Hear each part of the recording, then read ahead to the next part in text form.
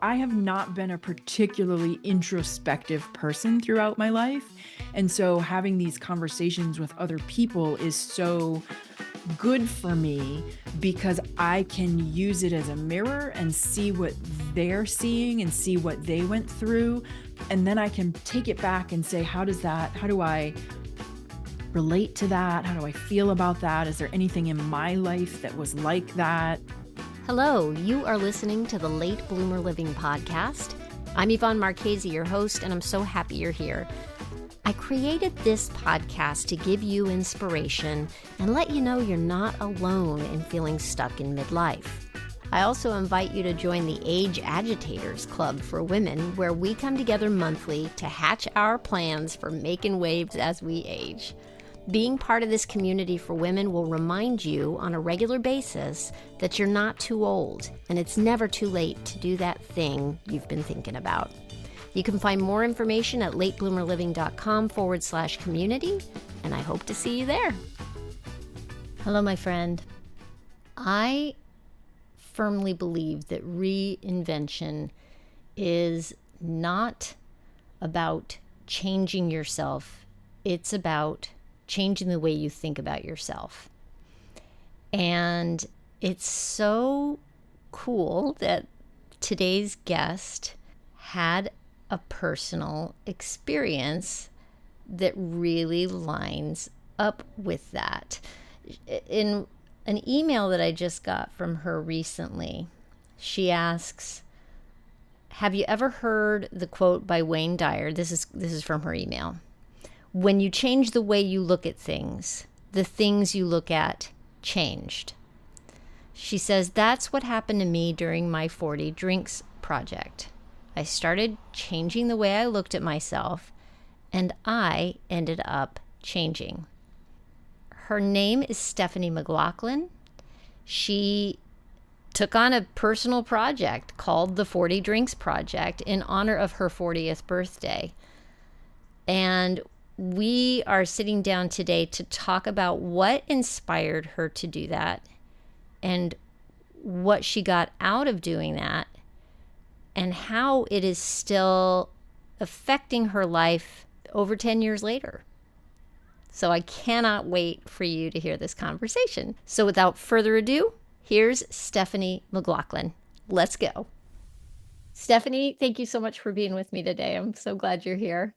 Hi, Yvonne. It's so great to be here. Oh my gosh, it's awesome. So we're close to the same age. I'm 55, you're 52. Mm-hmm. Tell me a little bit about why you decided to do the 40 Drinks Project to begin with, like a little more detail or anything I missed in that intro. Yeah. So as I was coming up to 40, I was in a place in my life where I had broken up with or been broken up with by yet another terrible boyfriend. I think that one did it by text message. I mean, terrible. Yeah. And I was never engaged, never married, no kids. I had never had any of those particular milestones. And so the thought of throwing my own party for myself at age 40 felt so icky and gross to me at the time. And it's interesting because when I was 25, I threw myself a bash to end all bashes. And it was cute and sassy and, fabulous at that point in time. But 15 years later, it just didn't have the same vibe. And when you go to these big parties and you invite people from, across the swath of your life, you don't get to spend a lot of time with people, right? You get 5 minutes here or 3 minutes there or 10 minutes there. And, somebody I haven't seen in 5 or 10 years. It's like, so for a whole bunch of reasons, this party just felt like something I really didn't want to be a part of. It was gross. It was icky. And so the idea came to me almost fully formed. 40 drinks. I could have 40 drinks. I could have 40 drinks with 40 people. And then it just kept evolving. Well, what if it was in 40 different places? So I wasn't just going to the same bar over and over again. And then what if each drink had some thematic connection to my friend or our relationship, something between us? Mm-hmm. And that was like Oh my God, that sounds like so much fun. That does It sound like fun. I agree. Yeah, and it was Yeah. also absolutely ridiculous and outrageous, which is right up my alley. And I thought it was a great way to extend my birthday for as long as it took to have 40 drinks. And I so love that's why I that. did it. I freaking love that because I got to tell you, I'm not a party person. Mm, And it's for all the reasons that you just said. Like, you do not get to spend quality time with anybody, with any right, one person at a right. party, Yeah, you know. yeah, it's a Although whirlwind. I have gotten pretty good at latching on to a person at a party these days and Right. finding the most interesting person in the room And that's a at the great thing moment. to do if you're attending somebody else's party, but if it's your Yes. party, right? Right. Right? And there was just an element of, and I'm sure this was in my own head, there was this element of like, is this like the wedding that I never got? You know what I mean? Where you Mm. get like 5 minutes and you're like, this person and then that person. I have to make sure I say hello to everyone. It was so icky. It sounds like you were attaching a lot of I'm going to venture to say it sounds like you were attaching a lot of self-judgment to where Mm, you were in your life at that point. yeah, Did that play into it? Because if you weren't married and didn't have kids, I mean, society has this idea for us that we all go, okay, you grow up, you go to school, you get married, you have kids, yeah. and so on and so on and so on. Hmm. And really that is not super realistic anymore. And our our lifetimes are expanding, right? We're living Hmm. longer. And in general, people are getting married later and later. Hmm. And that, but we still have the idea, the old model in our Yeah. head of what our lives are supposed to look like, right? Yeah, yeah, for Yeah. sure. And I think, my parents got married real young, Hmm. real young. I mean, they were 20 or 21.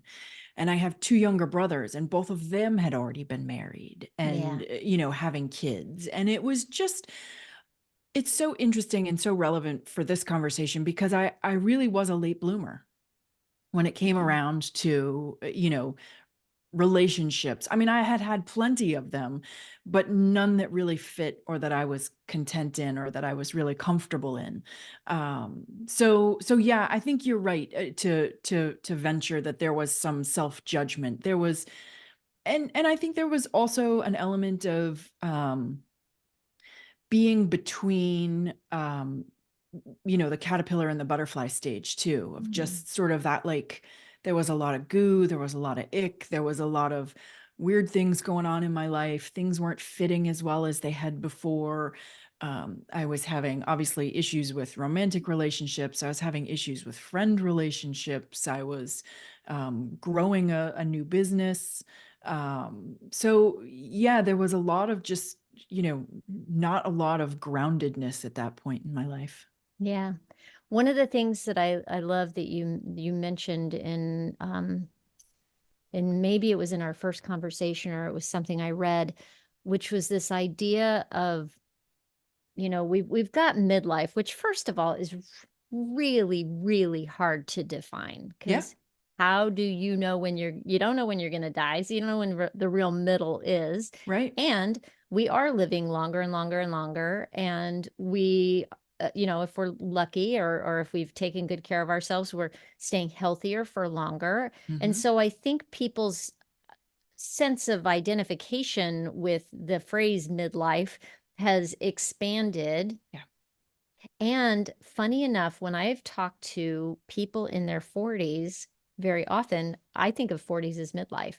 Mhm. But I've talked recently to people who are in their 40s and they don't feel like they're in midlife.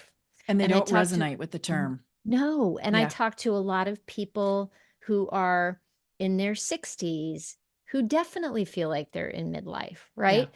So, and and and then some people even in their 70s, they're like, "Well, I still feel like I'm in but I guess I'm officially not in midlife." And how do how right? do you identify? It's all about what you're telling yourself in your brain. I guess what I'm getting to is this idea that you've come up with that that mid 30s to 40s is like a hallway to a hallway Yeah. leading to midlife, I Yeah. think was the phrasing you used. And I thought that is so perfect. In fact, it's only in hindsight, I think probably about 50 is when I realized this, that when I was 35, indeed, Yeah. was the beginning of a massive shift in my values. Hmm. And it was that hallway to midlife for Yeah. sure. Yeah. Well, I think there's a couple of things there that you pointed out that are really important. To go back to what you're talking about midlife, the other thing is our lives aren't quite as linear as they used to be, Mm, right? There used to be a very prescribed pathway, and you and I came of age when the pathway was still pretty prescribed, right? mm-hmm. We still came of age. We got out of college and you could still go to work for a company and at the time think that you'd probably retire from that company. That Yeah. kind of fell apart as we were in our 20s and into our 30s. So people coming up behind us don't have that same sense of there's a very clear pathway that you're quote unquote supposed to follow. Mm-hmm. Um, and then the other piece of it is, and you nailed it with 35. One of the things that came out of the 40 Drinks project, and I'm sure we'll get to this, is in the end of the year that it took me to have the 40 drinks, I was a different person than I was at the beginning of the year. Yes, And I so want to much had know about happened. that. Yes, Yes. yes. But the interesting thing to me was as I got a little bit of distance from it on the other side, I could see, oh, my life changed. I changed. I am a different person. But when I became really curious about it and kept going back to it and digging into it, and I realized, and the research that I did, that this actually is a very common developmental stage in our adult lives. So there was a Mm, woman by the name of Gail Sheehy who wrote a book in the 70s, in the like mid 70s. And her thesis was from like conception to like age like 18, there are so many resources on developmental stages and what to expect, and from everything from teething to the sleep regression to adolescence to teenagehood, milestones, right? milestones and developmental Milestones. stages, Yes. right? Things Uh-huh. that as a parent, it's like, oh, the terrible twos, you kind of know what those are about. um but once we become a quote unquote adult, whether that's at 18 and we leave the house, or 22 and we've graduated college, it's like you're an adult, and adult means one thing from that point until you die. And Right. her Which contention is was ridiculous, right? ridiculous, absolutely ridiculous. Her contention was not true. And in fact, there are predictable developmental stages that we go through as adults. And so the one that I am most interested in is this decade 35 to 45, because it's when a lot of us transition from what she called first adulthood into second adulthood. Mm, And during first adulthood, um, you're really living your life according to somebody else's prescription. You're doing all the things that you should do, that you're supposed to do. And you're trusting all these external authorities to tell you what the right path is, what the right thing to do is, right? It's our parents, it's our teachers, our mentors, our bosses, whoever is older and wiser than us is telling us this is how you get to be happy, healthy, successful, and safe. And so we do those things, and we spend our 20s and we spend our 30s with our nose to the grindstone, checking all the boxes, doing all the things. But it's somewhere around that mid 30s age that we start to realize, A, we pick our heads up a little bit and kind of look at where we've gotten by following these paths. And we start to think about, wait a minute, I know that someone said that this was going to get me someplace that would make me happy, but I'm not happy. And now I have enough experience in the world. I have enough um, expertise in my own life and my own wants and my own thoughts and dreams that I can start trusting myself to make those decisions. And Mm. so that's exactly what you were talking about, right? This shift in sort of who we are and what we value and what we think about and how we want to spend our time and what our relationships are like. And that's the piece that people come to around 40. But you're 100% correct that the people who are turning 40 now, they don't resonate with the term midlife. They don't resonate with the term midlife crisis. So it's like, it's just not common cultural knowledge that we go through this stage. And I think lots of people out there are taken by surprise, like I was. Oh, yeah. And, Oh, yeah. and things can get messy. It's exactly, this is so funny because it's exactly what I told this millennial that we were talking to today. I said, first of all, she's got a podcast that's about happiness, Mhm. right? And I'm talking to her and I told her, I am so excited to be here talking to you today because I imagine that because you're so much younger, perhaps your audience is also so much younger.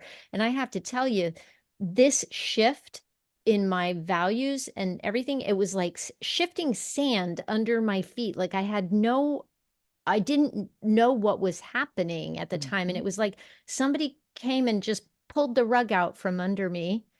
Um, so interesting. And here's the thing. I didn't live the necessarily prescribed like do what society tells you thing because I got married too young, or I did it in a compressed way Yep. perhaps because I did up to a certain point. I got out of high school, went to college for theater. This is where things get funny. So I was a theater major, and all I wanted to do from the time I was 7 was be an actress, and I wanted to Mm. move to New York, and that was my big life goal. Yeah. Now, that wasn't ever prescribed by any adult to me, Sure. I will say that, Yeah. right? Yeah. But that was what I wanted from way back. And I got married too young. I ended up recognizing that I still needed to go do this thing and it wasn't going to happen in this marriage. And ended up getting divorced before I was, by the time I was, 25, I Yeah. guess, and moved to New York to do it. I was living the dream. Yeah. You know what I mean? Now there are some similarities here in that I was doing everything I could to be a success as an actor on stage, Right. right? Um, and what happened was that I had kids late. Mhm. I didn't have my first child until I was 35. Mhm. And it was motherhood that was a sea change for me. Mhm. I think it was already starting to happen that I was becoming not disgruntled, but the glamour of the idea of being Yeah. an actress had long faded, Yep. right?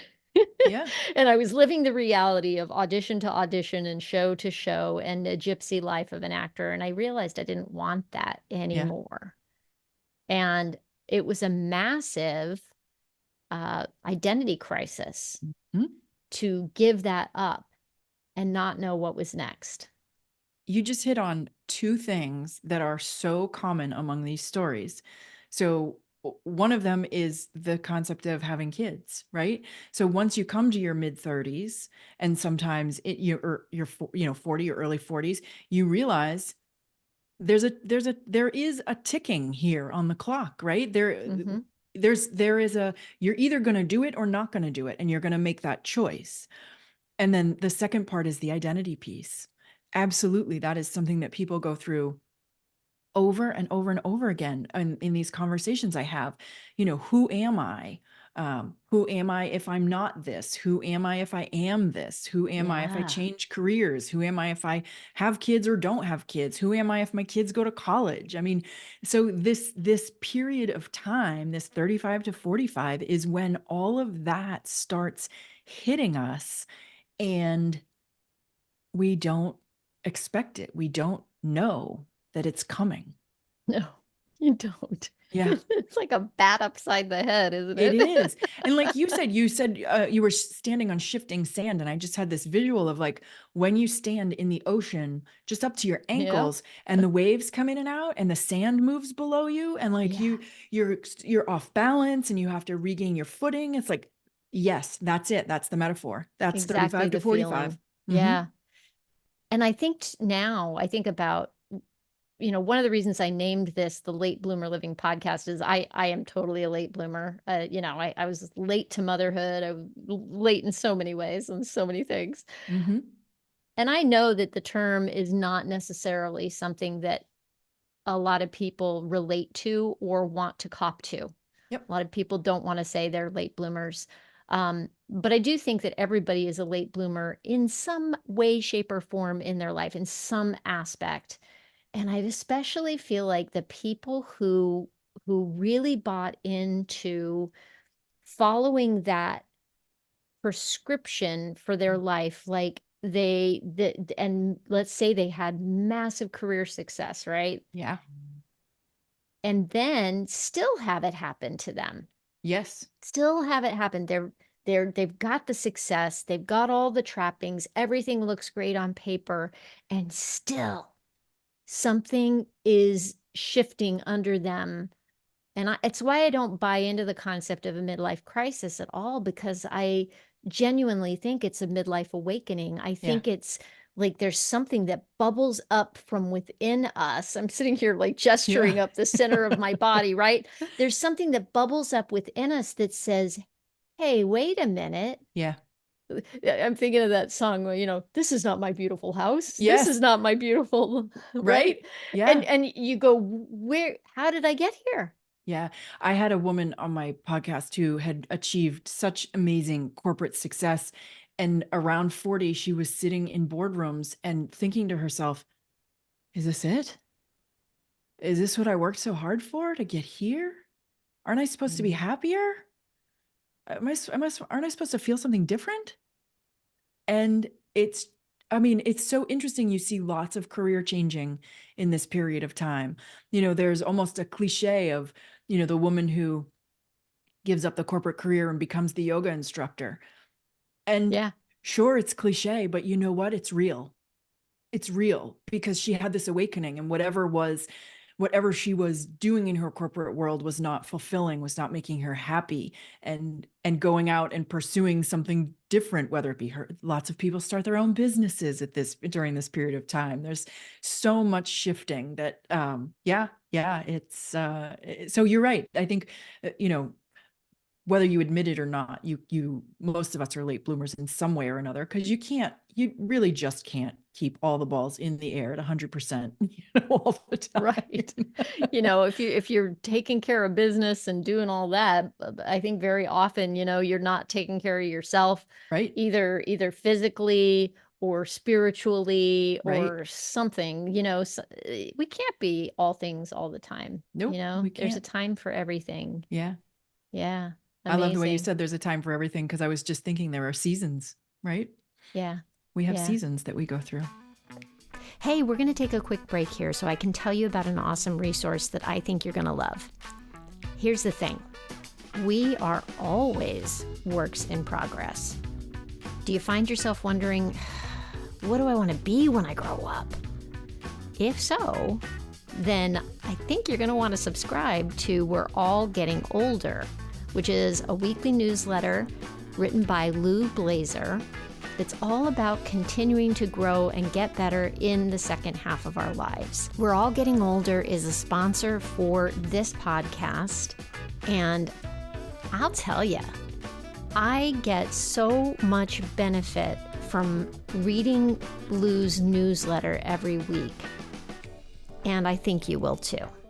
She writes the newsletter for midlifers who believe in getting better as we get older and making the most of life's second half. So if you want to subscribe to that, it is on Substack, and you can easily find a link to subscribe at loublazer.com. That's loublaser.com. And now back to our regularly scheduled programming. So you're 52, Mm-hmm. but this point in life is what has captured your attention and your passion. I can clearly see that. Yeah. So tell me a little bit about what led you to start the podcast and why you decided to stay with this idea of Yeah. the 40 drinks. What was it about your life that changed? We didn't even get to We that. didn't even get to that. So Yeah. many things. One of the things that I knew at the end of the year that was a very obvious marker, not only to me, but even outwardly, that I had changed was that I did meet the man that I ultimately would end up marrying. And he's fabulous. And Yay. I knew after dating him a little while that had he met me a couple of years earlier, he would have been probably amused by me for a few months. And then I just would have been too much, too crazy, too wild, too, still out doing everything all the time. I was not a grounded person.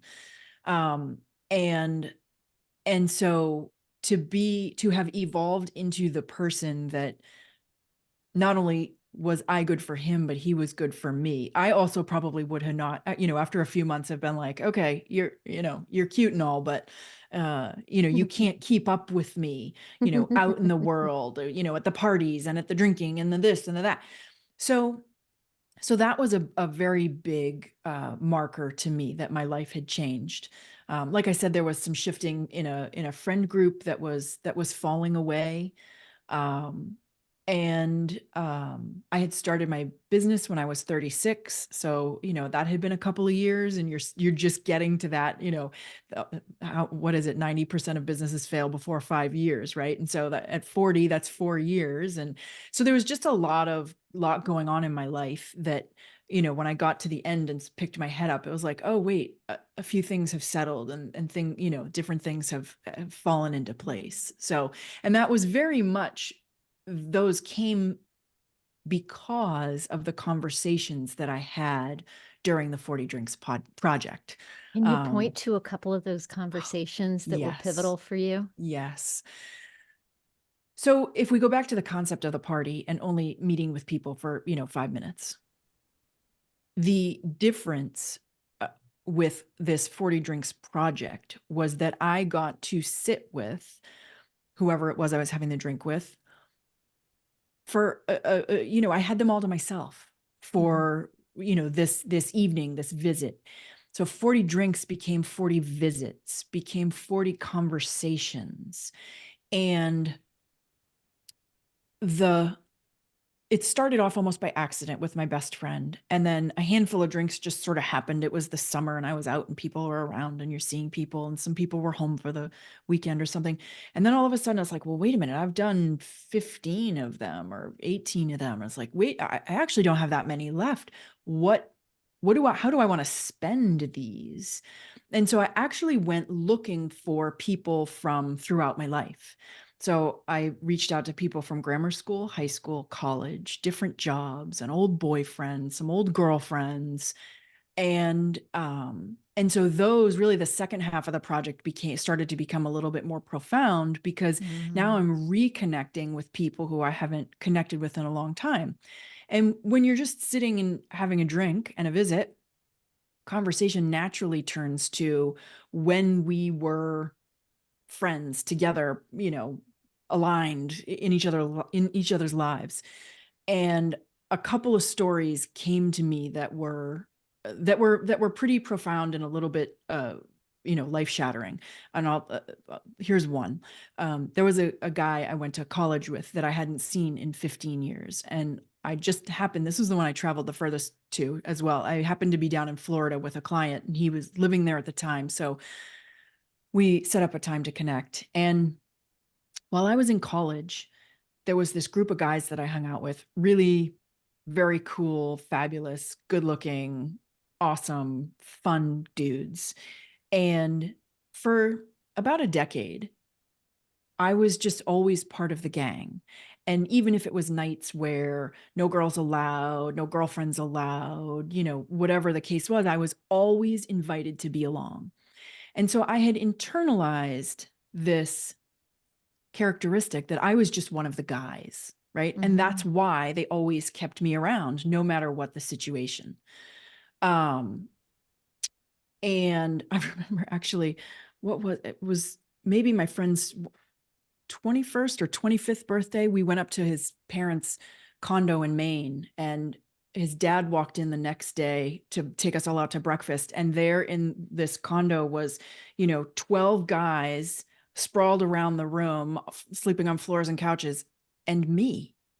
Right. And this just was always what it was. So I'm having this drink with this friend of mine, and we're talking and having a grand old time catching up. And at some point during the night, I said something to the effect of, well, that's just what happens when you're one of the guys. And it was almost as if the needle scratched on the record. Like, he sort of stopped all movement and looked at me, and he said, Stephanie, what are you talking about? And I said, well, I was just one of the guys. And he said, Steph, you were never one of the guys. And I back up. Okay, but I don't understand then, all these times, and no girls, no girlfriends, no nothing, but I was always invited. And he said, you were just a really cool chick, and we loved hanging out with you. So my brain splattered all over wherever we were sitting, because I had taken this such to heart that I was one of the guys. Mm. And I had built a sort of a persona, a world around that. In fact, after that group of friends, dissipated and people started growing up and going off their separate ways, I moved back to New Hampshire, and I insinuated myself with another group of guys, thinking I'm just one of the guys. So thinking about this conversation, it's like, well, okay, if I had built this whole structure of personality on top of this characteristic, but the foundation wasn't true, what does that mean for anything I had built on top of it? Mm. And then, even beyond that, why was it so important to me to be one of the guys? And what I came up with was, it's not that it was important to me to be one of the guys, it's that I never would have given myself the credit to be cool enough, hip enough, awesome enough on my own to be included at the level that I was included all this time with this group of friends. I had to handicap myself. I had to caveat myself Mm. in order to give myself a reason why they would have me around. Mm.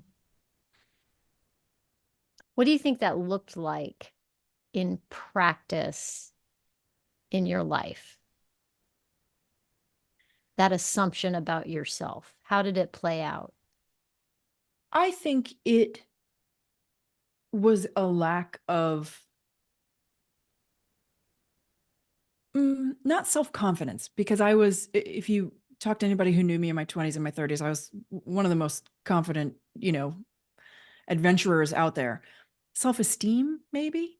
I didn't have the belief in myself that I was as awesome as they were, that Mm. I was as cool as they were, and yet I, kept up with them, every step of the way for a decade. Incredible, right? Yeah. Yeah. So I think Yeah. it was a very internal thing. And for me, Mm. one of the places where I have been an absolute late bloomer is knowing myself in a deeper way, and understanding myself and being introspective. And so I think that it wasn't anything I knew. It wasn't like I was one of those girls who was walking around, hunched over, caved in, don't want to be seen, right?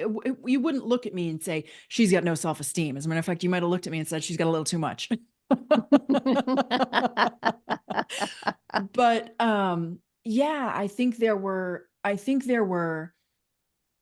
rooms inside my heart and rooms inside of me that had been walled off and locked up and boarded over. And around this time, as I'm having some of these conversations with people who knew me at different points in my life, they were they were, scratching on the wallpaper to see like, oh, there's a door behind there. What happens if we unlock that door and open that door? And so Mm. it was a lot of internal stuff happening, shifting who I thought I was, who I saw myself as, how other people saw me, and how they reflected back to me these wonderful things that I might not have given myself credit for.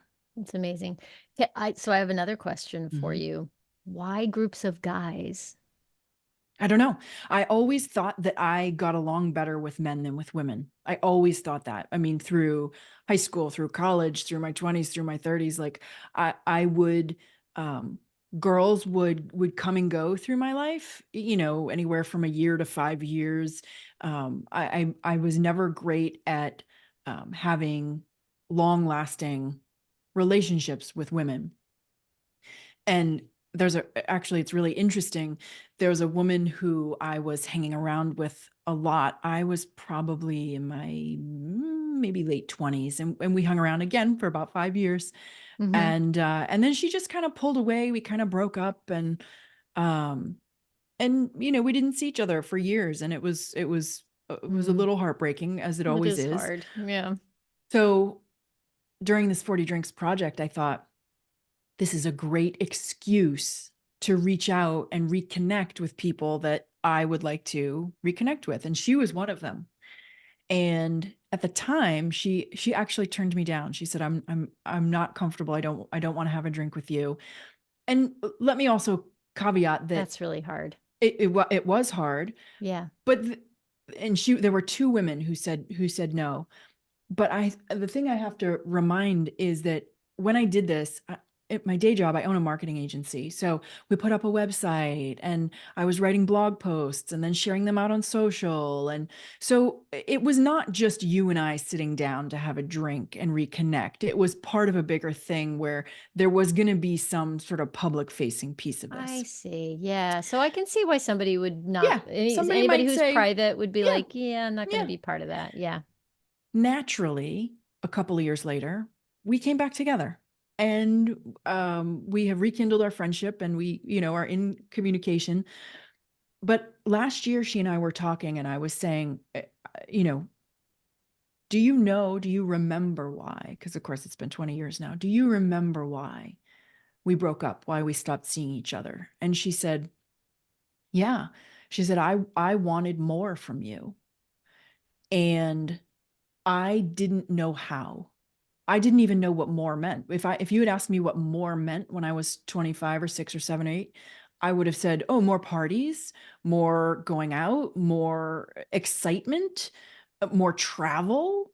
And she was looking for the exact opposite. She was looking for depth. She was looking for vulnerability. She was Mm. looking for, to get to know deeper levels of me, and for me to get to know deeper levels of her. And I had no idea how to do that. I frankly was not capable of it. And so I think that was probably my challenge with women through the years, is that I wasn't able to go deeper, to be vulnerable, to open up. Um, and maybe with my guy friends, it wasn't necessary. So maybe Hmm. that was the fit. Maybe that That was could the be why it. That why could men. very well be it, right? Because Yeah. guys kind of tend to be okay with that, right? Yeah. Yeah, Yeah. yeah, Yeah. that's funny. I can relate very much to a lot of what that thing of hanging out with guys. I also love to hang out with guys in my younger years, and now I frankly avoided groups of women Mm. because of a group that I hung out with, my freshman year of high school, and I felt like there was a lot of mean girl stuff happening in a group. Yep. And that's when I made a decision for myself that if I was going to be friends with other girls or women, that it was going to be one-on-one, that I Hmm. wasn't going to do the group girl thing or the Yeah. group female thing. And Yeah. that has changed since I've started my podcast, actually, which is kind of That's fun and awesome. cool. Yeah. I have a really cool quote that I want to read to you, which I think really applies to this image you had of yourself. And then I love that It made me laugh when you said your brain splattered out. It's the thing because it was so graphic and I get it. But here's the thing that it's a quote by somebody named John Green. You don't remember what happened. You what you remember becomes what happened. Yes. Yes. Isn't that crazy? Absolutely. Our Yes. memories are so faulty. It's crazy. Yes, because they make And up stories to yeah, explain things. yeah. We're meaning making machines. Yeah. Yeah, Yeah. And sometimes we make the wrong meaning, right. which Yeah, I certainly did in several ways, yeah, around my life, yeah. in many aspects, and maybe almost all aspects, through my 20s and 30s. Yeah. Um, yeah, I made a lot of the wrong meanings interpreted. What have you learned about yourself? Sorry to interrupt. That's okay. I just wanted to know what you've learned about yourself since you started the podcast. Oh my goodness. Um, I have learned that I'm not done. I have a lot more to learn about myself and a lot more to uncover and address and heal. The podcast has been very interesting. So let me talk a little bit about how it came to be, which will answer one of your other questions, and then it'll circle back to this. So for a number of years after the project ended, I thought I would write a book about it. And so I worked on a book. I had a friend helping me. We took it out to agents and publishers. I even had an agent for a year and a half. And just it was always gatekeepers and challenges and this is a great idea, but not for me. Mm-hmm. And that was fine. And then a handful of years ago, I did a seminar that showed me a little bit of the underneath side of podcasting, the mechanics and how to do it. And I thought, oh, well, I could do that. I think that's manageable. And at first I thought, well, let me talk about my 40 Drinks project, but in 40 episodes, you're pretty much done. So I thought, well, what if I took the spotlight off of me and I turned it outward and talked to other people about their transition Mm-hmm. and how they fared through this same period of time that I did. And so I have had 100 conversations with people about this transition around age 40. And one of the most amazing things is that my goal is to just showcase so many versions of the transition that anybody who's in it or facing it or going through something will find a way to, will find an episode that they can resonate with, that they know they're not alone, right? Yeah. And yet every, I don't know, third, fifth episode, I will, finish recording the conversation and I will go, ooh, that one was for me. Some of the lessons, some of the things that other people, I have not been a particularly introspective person throughout my life. And so having these conversations with other people is so good for me because I can use it as a mirror and see what they're seeing and see what they went through. And then I can take it back and say, how do I relate to that? How do I feel about that? Is there anything in my life that was like that? And so the podcast really has me continuing to work through, some of my own, personal stuff, personal growth kind of stuff. But Absolutely. I find the same thing. yeah, It's an incredible journey, isn't it? and that's the interesting thing, right? Is that at this period that I'm focused on, this 35 to 45, this age 40 transition, it really is just the hallway to the hallway. Mm-hmm. Because your 50s, there's another transition, and anecdotally I've heard your 60s, there's another transition, right? So you're not done by any stretch of the imagination. You just continue. And for me, I find that I'm going along and things are great for a while, and everything's cruising and work is great and relationships are great, And then all of a sudden there's like a hitch in your giddy up. And it's like, oh, wait. And there's just another thing that bubbles up that's like, oh, okay, let me spend a little time working on this. And then once I work through that, back to grooving, back to cruising. And so Mm-hmm. it's an ongoing process. Yeah. How cool. How very cool. I love that. I, I will say that starting a podcast changed my life. Mm, It is, it's like these conversations um, are so precious to me to yeah. be able to sit across a computer screen from you and feel like I'm sitting across a table Yeah. from you having a drink, Right. and Yeah. talking about big stuff, that you Yes. don't get to talk to about it with most people because you'd be the weird lady at the party or whatever. Yes. That is my favorite part too. I get on a conversation with somebody and it's not, hey, how's the weather? What are you up to? What are the kids doing? It's like straight into the heart of it. Like, let's talk about the gooey stuff. Let's get into it. And it's so Yes. much fun. Very cool. How can people find you and your podcast? And what else are you excited about that's coming up soon? Anything? Yeah. Um, so people can find me at 40drinks.com and spell out the word 40. And I am on all the socials as 40 drinks. So again, spell out the word 40. Um, I am excited that in the next few weeks, I will publish my 100th episode of my podcast. That is such a big Um, deal. Congratulations. Thank you so much. I just had my 2-year anniversary and I love it. I love doing it. I love having these conversations because I really do. My goal is to make it common cultural knowledge that there is this transition around age 40 and then showcase so many versions of that people know that they're not alone. Yeah. So yeah, come check it out at 40 Drinks and I'd love to connect. Perfect. And if you're driving right now or doing something and you're not in front of a place where you can go find her, I will have all that stuff for you in the show notes. So, Stephanie, thank you so much for being here with me today. This was just such a great conversation. I Oh, it's appreciate my it. honor. Yvonne, thanks for having me. Well, there you have it. I love how this kind of a wingnut idea that Stephanie had for this 40 Drinks project has had such staying power for leading her into this path of self-discovery. How cool is that? Oh my goodness. I have to say, I look back and I think, yeah, I did a project that kind of got things moving for me and helped me get unstuck. And that was my photo a day project that I started in 2016.